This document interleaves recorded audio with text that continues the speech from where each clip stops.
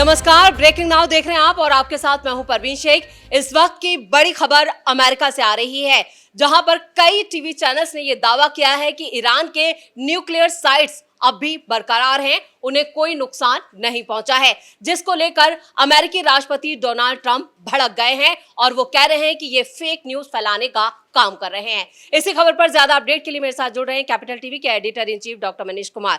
Sir, America से जो बड़ी खबर आ रही है उसने डोनाल्ड ट्रंप की फिर से फजीयत कर दी है। देखिए, CNN और न्यूयॉर्क टाइम्स ने खबर छापी और ये कहा कि जो दावा किया जा रहा है कि जो न्यूक्लियर इंस्टॉलेशंस थे, जो 3 जगहों के ऊपर अमेरिका ने B-2 बॉम्बर से वो बंकर बस्टर बॉम्ब लगा करके वो जो तहस नहस करने की जो बात कही थी, जो दावा किया था, वो फेक है।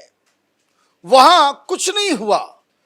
लेकिन दिक्कत क्या है, ये CNN और न्यूयॉर्क टाइम्स इस बात को कह रहा है जो शुरुआती दौर से वो बाकायदा डोनाल्ड ट्रंप के खिलाफ ही बातचीत करते हैं। उस पर मैं आऊंगा कि रिपोर्ट क्या है, रिपोर्ट की सच्चाई क्या है। लेकिन भड़क उठे डोनाल्ड ट्रंप तो ईरान और इजराइल की लड़ाई रुकवा करके वो तो नोबेल पीस प्राइज लेने की लालच में पता नहीं क्या क्या कर बैठ रहे हैं, क्या क्या गलतियां वो कर रहे हैं। लेकिन जैसे ही ये आया तो आपने जवाब में क्या किया? आपने ट्वीट किया। आपने क्या कहा? आपने क्या लिखा? आपने लिखा fake news CNN together with failing New York Times have teamed up in an attempt to demean one of the most successful military strikes in history। बोले कि ये दोनों टीम अप करके जो है ये इतिहास का सबसे सक्सेसफुल मिलिट्री स्ट्राइक जो है उसको डिमीन करने के लिए इन लोगों ने एक गैंग बना लिया है। The nuclear sites in Iran are completely destroyed. Both the Times and CNN are getting slammed by the public. अब डोनाल्ड ट्रंप ने यह जवाब दे दिया। क्या यह जवाब सफिशिएंट है? जी। क्या जो CNN और न्यूयॉर्क टाइम्स ने जो आदतन वो चाइना की दलाली करना, जिहादियों के फेवर में बातचीत करना, जो उनका एक फेक न्यूज़ फैलाने का एक पूरी की पूरी क्रोनोलॉजी है कि आप जब भी राष्ट्र हित की बात होती है तो आप जिहादियों के साथ खड़े हो जाते हो, टेररिस्टों के साथ खड़े हो जाते हो, लेफ्ट लिबरल कबाल वामपंथियों और चाइनीज एजेंट्स बन जाते हो। तो ऐसे में सवाल आपके रिपोर्ट्स पे भी उठेगा और डोनाल्ड ट्रंप ने जो जवाब दिया वो भी शक के दायरे में आएगा।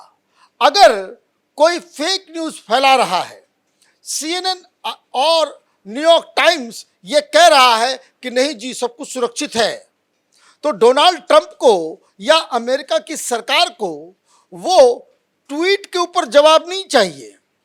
इसका जवाब होता है तस्वीर, इसका जवाब होता है सॉलिड एविडेंस कि ये तस्वीर है, ये सारी चीजें हैं जिससे आप ये तय कर सकते हैं कि हमने डिस्ट्रॉय किया या नहीं किया। आपको प्रमाण देने होंगे।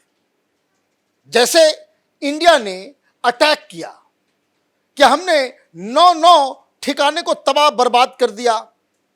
हिंदुस्तान में लोगों ने सवाल किया कि भाई कहीं इस बार भी पेड़ और चिड़िया मार के तो नहीं आए, लेकिन तस्वीरें आ गई तो मालूम चल गया, अंदर की भी तस्वीरें आ गई तो मालूम चल गया, वीडियो भी आया।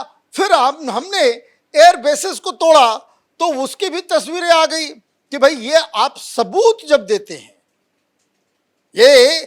यही CNN, यही न्यूयॉर्क टाइम्स, यही उसके दलाल मीडिया जो हिंदुस्तान के अंदर में रवीश कुमार टाइप के लोग, ये लोग कह रहे थे कि भाई क्या हुआ, हम जीते या हारे, पाकिस्तान जीत गया, ये कर दिया वो कर दिया। लेकिन जब तस्वीरें आ गई तो इनका मुंह काला हो गया। तो अगर CNN और न्यूयॉर्क टाइम्स अगर सवाल खड़े कर रहा है कि हमने वहां पे जो सूत्रों के मुताबिक, इनके सूत्र भी पता नहीं कहां कहां होते हैं, DIA रिपोर्ट का हवाला दिया जा रहा है। देखिए वो सूत्र के आधार पे है, कोई रिपोर्ट ऐसा नहीं कि रिपोर्ट प्रकाशित उसने नहीं किया है।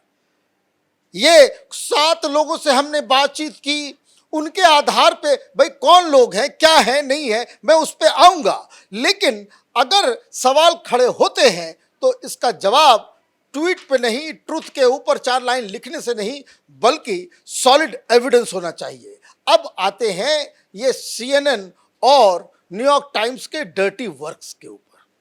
क्या है भाई?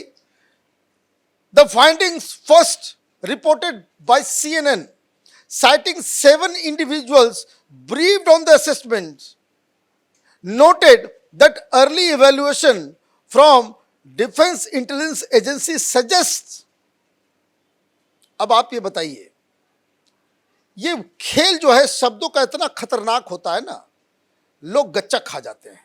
यही काम हिंदुस्तान के पत्रकार भी करते हैं कि आप ये कह रहे हो कि डिफेंस इंटेलिजेंस एजेंसी की रिपोर्ट सजेस्ट कर रही है, मतलब ये डिफेंस रिपोर्ट में भी क्लैरिटी नहीं है कि क्या हुआ है, और आप भी ये कह रहे हो कि इट सजेस्ट। आपको अगर आपके पास क्या ये डिफेंस इंटेलिजेंस एजेंसी की रिपोर्ट आ गई क्या? उनका असेसमेंट रिपोर्ट आपके पास है क्या? अगर आपके पास है तो आप ये लिखते कि the defence intelligence agencies assessment says. Suggest क्या होता है?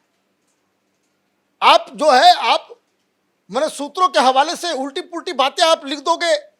That attacks only cause temporary disruption possibly setting Tehran nuclear programme back by a few months.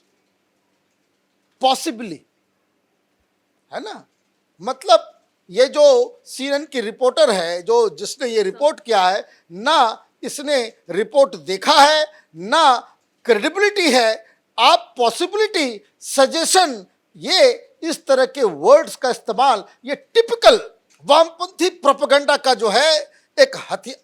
Hindustan में भी देखिए, ये सारे ये जो बड़े बड़े पत्रकार टेलीविजन चैनलों से भगाए गए हैं, ये ऐसे ही वर्ड का इस्तेमाल करेंगे। ये इसकी पॉसिबिलिटी, इसकी संभावना है। भाई संभावना, ऐसा लगता है। अबे तुम्हारे लगने से क्या होगा? Do you have a concrete report और नॉट? कि भाई आपके पास कोई तस्वीर है? अगर आप डोनाल्ड ट्रंप से एविडेंस मांग रहे हो कि भाई कुछ नहीं हुआ, तो अगर कुछ नहीं हुआ उसकी तस्वीर आपके पास है क्या? Do you have the pictures कि अंदर की तस्वीर कि ये देखिए ऊपर लगा, यहां डैमेज ये नहीं हुआ, बाकी सारी चीजें जो है, आप प्रोपेगेंडा का हिस्सा बन जाओगे। जंग के दौरान भी देखा गया था CNN और न्यूयॉर्क टाइम्स जो है ईरान के समर्थन में ही नजर आए थे। देखिए ये लोग, तो मैंने बताया ना, पूरी दुनिया में, और ये सबसे बड़ा खतरा है, ईरान के न्यूक्लियर वेपन से, पाकिस्तान के न्यूक्लियर वेपन और नॉर्थ कोरिया के न्यूक्लियर मिसाइल्स से ज्यादा खतरनाक ये जिहादी और वामपंथियों का ये जो नेक्सस है, जो दुनिया में ज्यादा तबाही और कंफ्यूजन क्रिएट करता है। They are the real enemies of the humanity. आप यहां पे इतनी बड़ी चीजें हो रही है, आप तमाशा कर रहे हो। अब इसका मतलब ये है कि what you are saying, you are insinuating कि डोनाल्ड ट्रंप ने न्यूक्लियर वेपन और उसके जखीरा को, उसके अड्डे को, उसके ठिकाने को आप तोड़ नहीं सके। तो आप क्या चाहते हो कि अमेरिका फिर से हमला करे, फिर से युद्ध हो, फिर से इजराइल बॉम्ब मारे?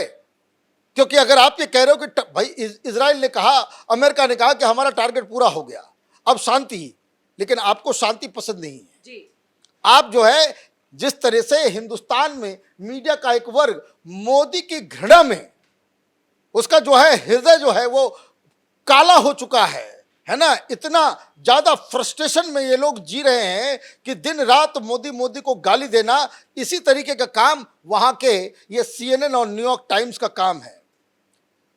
As per CNN, sighting intelligence sources, है ना, क्या the centrifuges in Iran nuclear facilities remain mostly functional and enriched uranium stockpiles were likely, फिर मैंने कहा likely moved out, possibly no harm, it suggests, sources।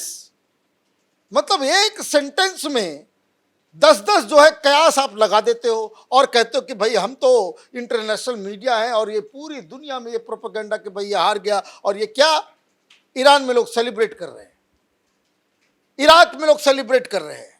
तो आप ये देखिए, ये सब फ्रॉड लोग हैं। इस तरह के जो लोग होते हैं, हिंदुस्तान में भी इस तरह के जंतु, इस तरह के वायरस पाए जाते हैं।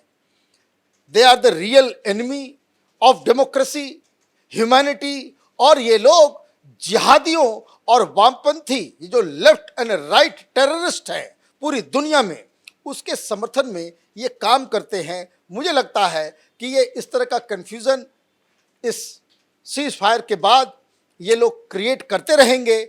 और इसका सबसे सही तरीका यही है कि आप जो लोग ये दावा कर रहे हैं कि भाई हमने डिस्ट्रॉय कर दिया, उसको भी सबूत देना चाहिए। और जो कोई ये कह रहा है कि भाई कुछ नहीं हुआ है, उनको भी सबूत देना चाहिए। इस तमाम जानकारी के लिए बहुत बहुत धन्यवाद। तो CNN और न्यूयॉर्क टाइम्स की जो रिपोर्ट सामने आई है वो भी सिर्फ संभावनाओं पर आधारित है, और इधर डोनाल्ड ट्रंप ने साफ कहा है कि ये न्यूज चैनल सिर्फ एक प्रोपेगेंडा और फेक न्यूज फैलाने का काम कर रहे हैं। सवालों में डोनाल्ड ट्रंप के दावे हैं, तो इधर न्यूयॉर्क टाइम्स और CNN की रिपोर्ट पर भी सवाल खड़े हो रहे हैं। अब देखना यह होगा कि आगे डोनाल्ड ट्रंप इस पूरे मामले को लेकर क्या करते हैं। मेरे साथ बड़ी खबर में इतना ही। कैमरामैन रवि के साथ मैं परवीन शेख, कैपिटल टीवी।